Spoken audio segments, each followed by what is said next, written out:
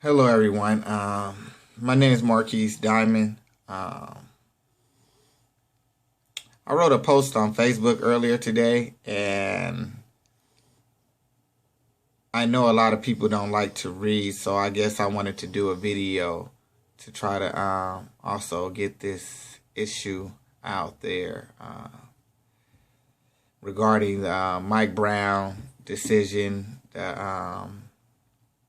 what's going on in Ferguson, what's going on with our people as a color.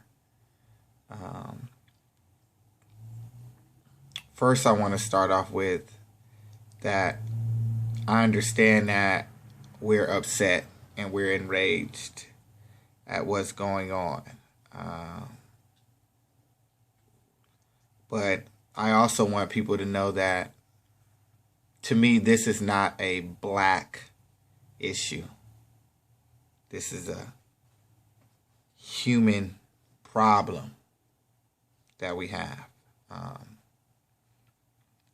I'm a black male from South Central Los Angeles, Crenshaw area. I understand what it's like being a person, a male of color in this country, in this city, in this state.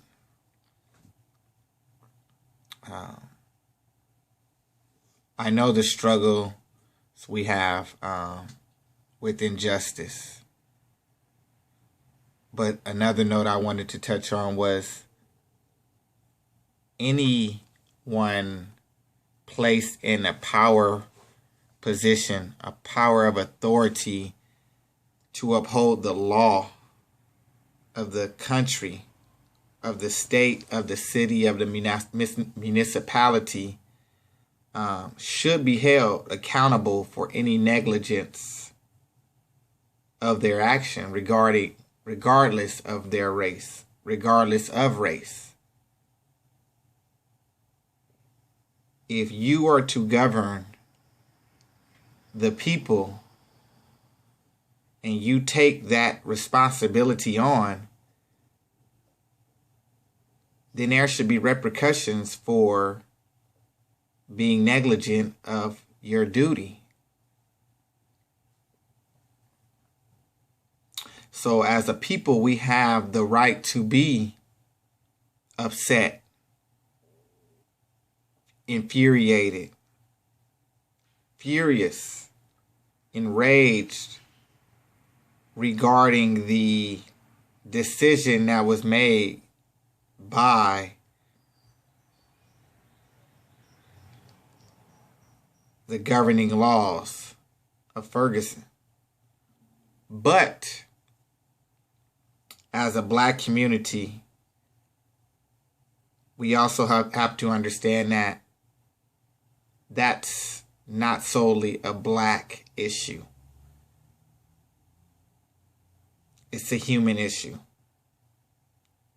It's a cultural issue.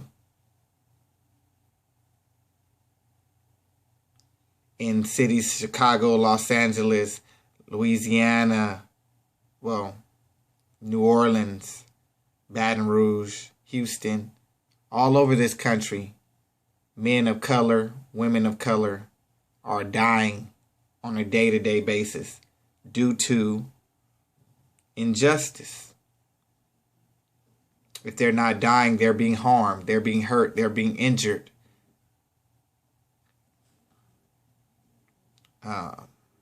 Due to injustice. The reason why I wanted to do this post was to really touch the topic of Black America that so hurt, so harmed, so eager to voice their opinion about what's wrong when they are a part of the problem. And I say that they are a part of the problem because half of the people that you see in these protests on these news channels are scared of their own people. They're scared of their own communities. And until we change our views of Black America, the rest of the country will never change. If we can't go to gas stations where our grandparents, our parents live, if we can't go to grocery stores or liquor stores or fast food chains in certain areas because of the fear of violence in those areas, then we have a problem. There's no way for white America to change if we have the same issues with our own people. These things are subconsciously instilled in us. Certain things that people say is that I don't want to raise my children where I was raised. I don't want my kids going to the schools that I went to school at. But those schools help create who you are today. That community helped create who you are today. And yes, some of the schools that may be outside of our areas, more affluent areas, may have better education.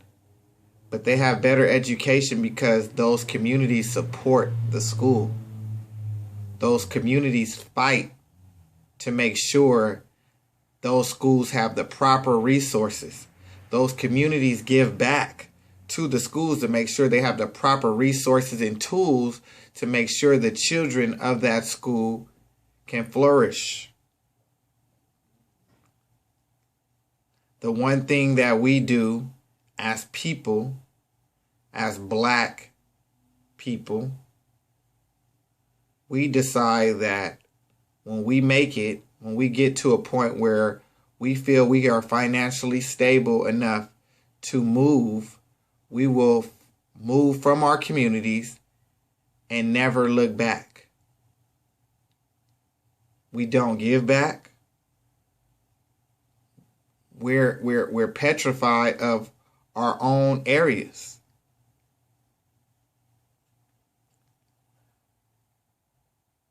Los Angeles Unified has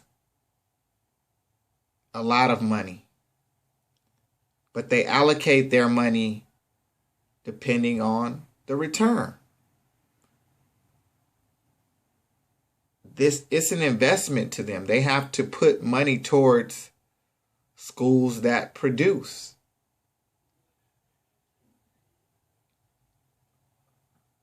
So mentally, as people, we're damaged. As a race, we're damaged. We cannot change how America thinks of us until we change what we think of us.